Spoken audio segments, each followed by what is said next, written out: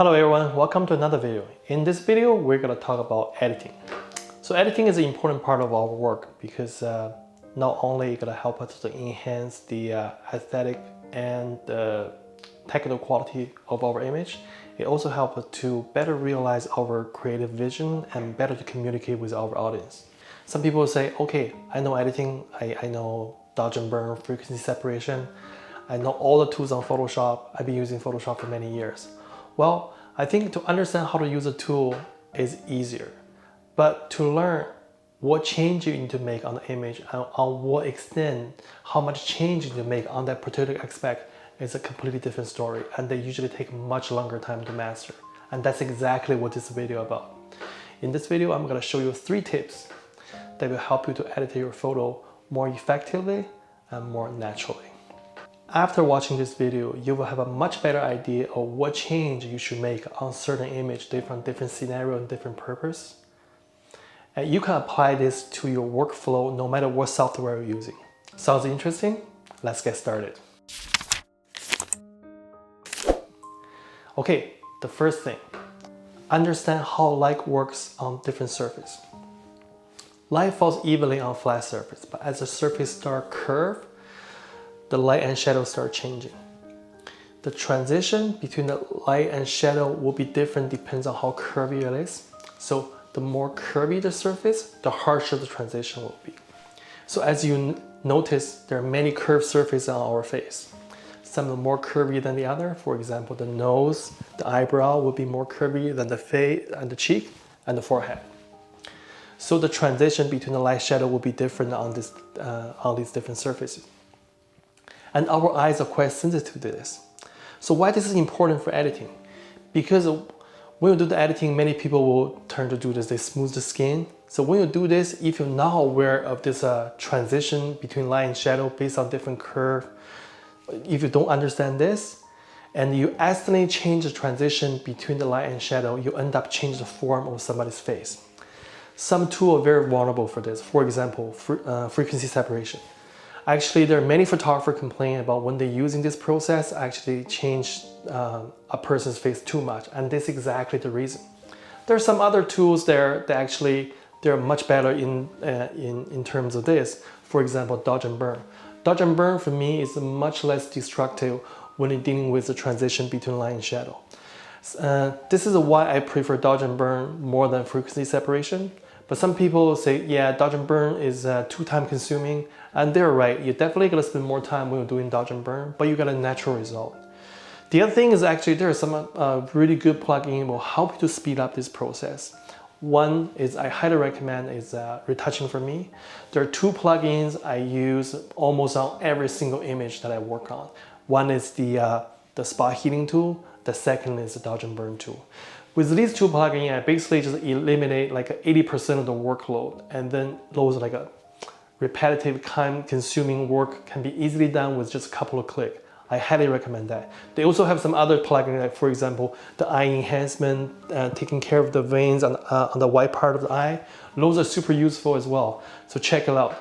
Next one, understand how light and shadow change as the light source position change. There are some photographers, probably many photographers, they use this type of process they call the contouring. So basically they add a light and shadow on subject's face to make it more 3D. For example, they will add the light on the forehead, on the cheek, and they add a shadow by the side of the face, and then underneath the eyebrow, underneath the chin. So that way it looks more 3D, and it can also make a person more slimmer.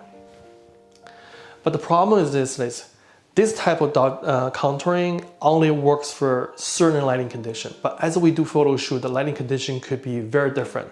Sometimes the light could come from a completely different angle, and then apparently this type of contouring is going to cause your issue. For example, take a look at this photo. This one, the key light is actually from below because the sun hit the concrete ground and then bounced the light back. So what happened is the light and shadow, the position of light and shadow is almost the reverse of what we normally do in contouring. So if you just apply the old way contouring, you basically just neutralize the difference between the light and shadow. You're gonna make her face super flat. Some other scenario will be, sometimes it could be your subject is turning away from the camera. So only the side of her face is facing the camera. And that way the contouring is not gonna work as well. Because for example, if you wanna, normally you're gonna add the shadow on by the temple or by the side of the face, but this time it's facing the light, it's actually where the light is supposed to be.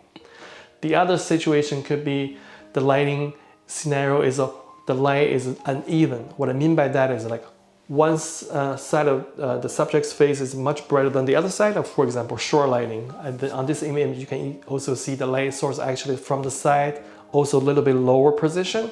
So it's like lighting from below plus from the one side. So when you're doing the contouring, if you're doing it all the way, it's not gonna work as well.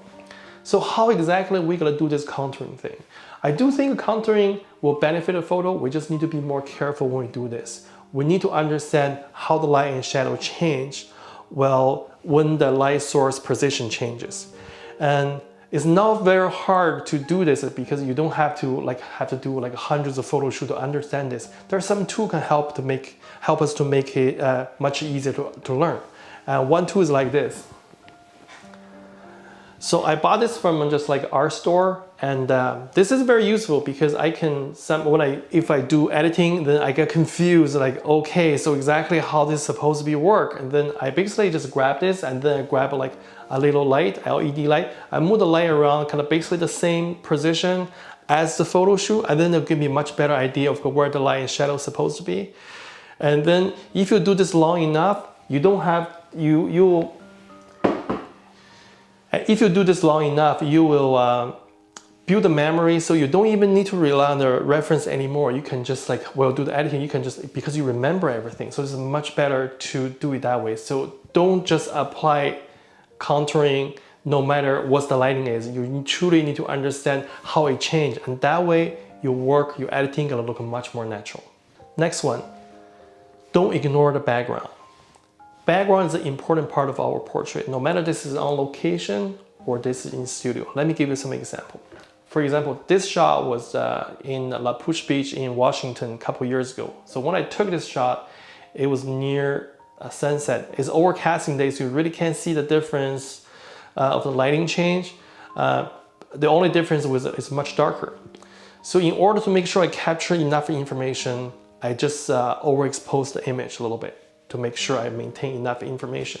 But the thing is, the photo gonna look like this was shot during the daytime. It's kind of like, it's not like consistent with the story.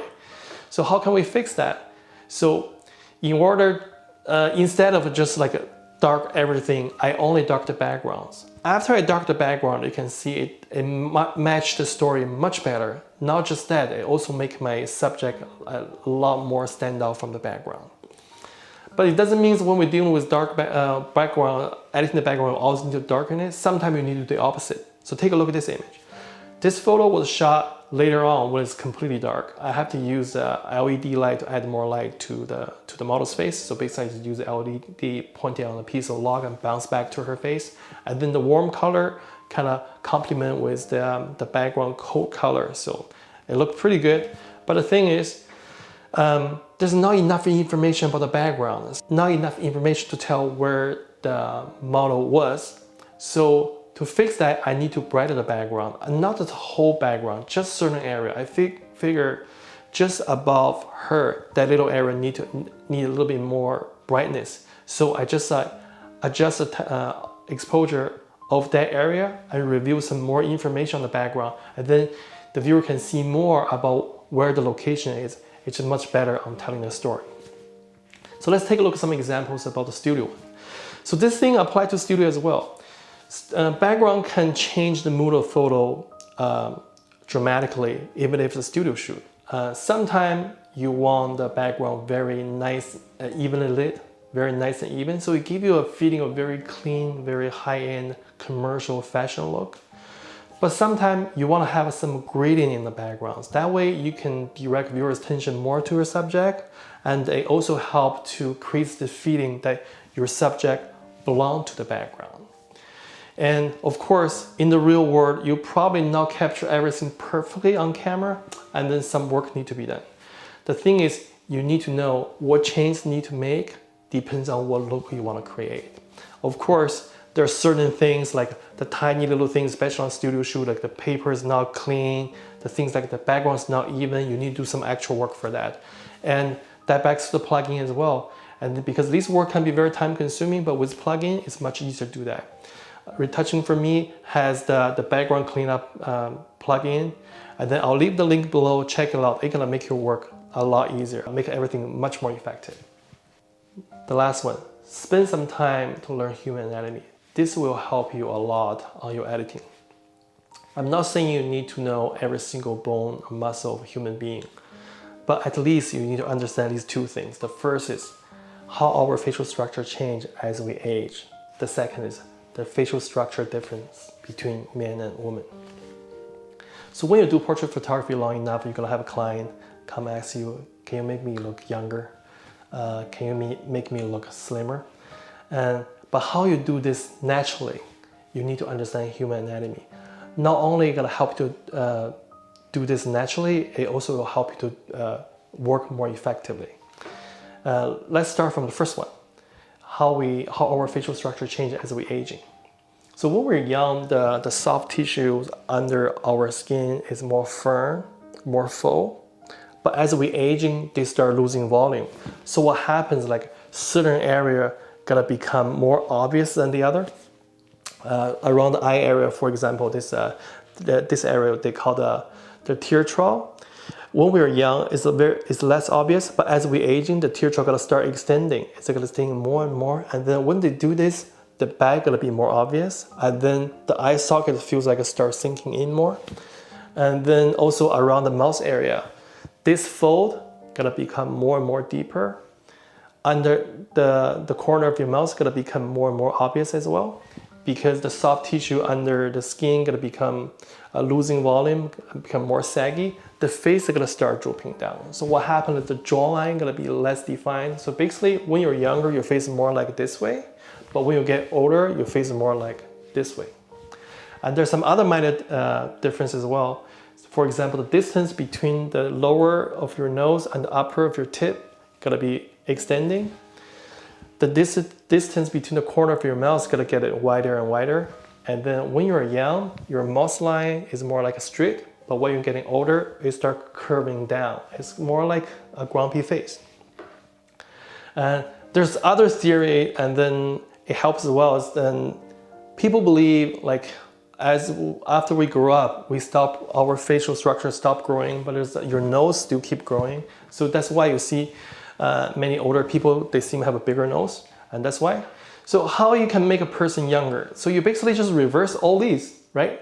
And make sure you're not overdoing it.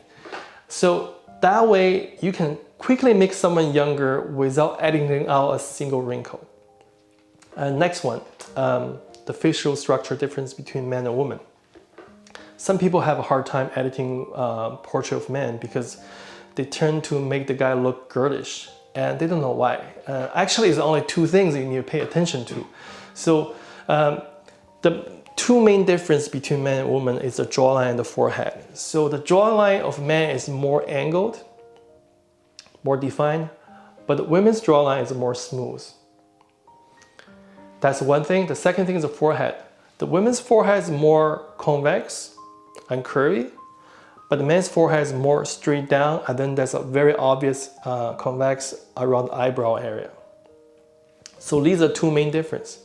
So when you're editing the photo, like the guy asks you, making me look slimmer. So you kind of like, you make the face a little bit narrower. But when you do this, if you're not careful, and then you mess up the jawline, you're gonna make that guy look more girlish. Same thing when you're editing the forehead, you're trying to smooth everything, but you make it too smooth, you end up destroy the definition of the eyebrow area, which is more obvious on the male than female, and then you're gonna make the guy look more girlish. Okay, so this is it. This is what I want to show you guys about editing, and it's very different from the normal editing video. Like normally people just talk about how to use this tool, how to use that tool, and then record a video from start to finish. I found that's kind of boring. I feel this way usually you will get better result, and then you will learn more in a shorter time. Anyway, I hope you enjoyed the video, and then if you have any questions, leave a comment, and I'll see you next time. Thank you.